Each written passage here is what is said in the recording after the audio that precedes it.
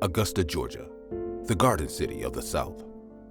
According to the city's website, Augusta's streets have been trod by Native Americans, British and colonial soldiers, presidents of the United States, heroes and villains, entertainers, scholars, sportsmen who have carved, formed, and shaped a small trading outpost into Georgia's second largest city. However, this cheerful welcome does not include how the city of Augusta openly celebrates and commemorates the history of the Confederate States of America through monuments, street names, and landmarks.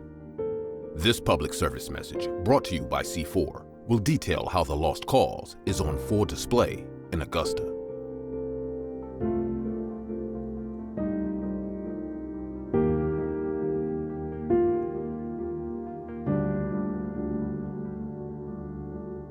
John C. Calhoun wasn't just any old Southerner, but an extremely powerful Southern politician.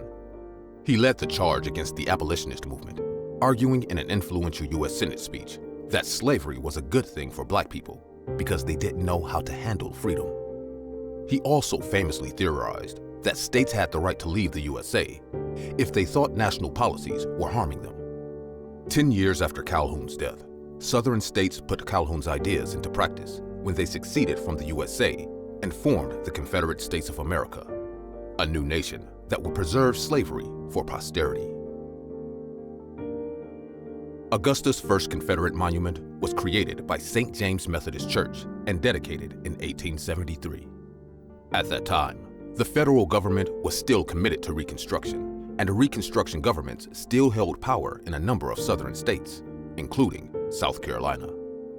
The language on this monument shies away from overt celebration of the Confederacy, claiming instead that those who died fighting fought for it in the defense of the principles of the Declaration of Independence, that somehow Confederates were really just patriotic Americans.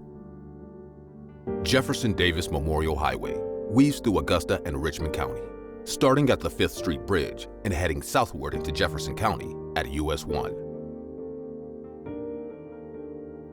It honors the lone president of the Confederate States of America, Mississippi planter and Democratic Party politician Jeffrey Davis. While Abraham Lincoln was assassinated by a Confederate sympathizer as the Civil War came to an end, Jefferson Davis was arrested, held in prison awaiting trial for treason, released after 2 years without any trial, and spent his last years writing a sprawling 2-volume defense of the Confederacy. Though it had been defeated on the battlefield, the Confederacy, Davis claimed, was still in the right. Augusta's largest and most prominent Confederate memorial is this 76-foot-tall monument in the median of Broad Street.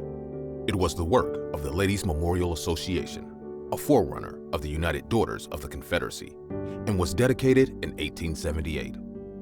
By this time, the federal government had retreated from its commitment to Reconstruction, and Reconstruction governments had been overthrown.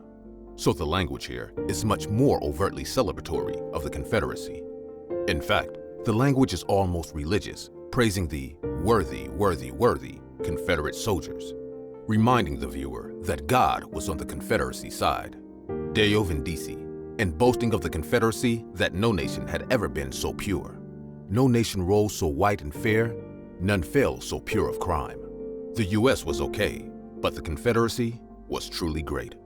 I feel ashamed at such a monument that represents such negativity towards African Americans.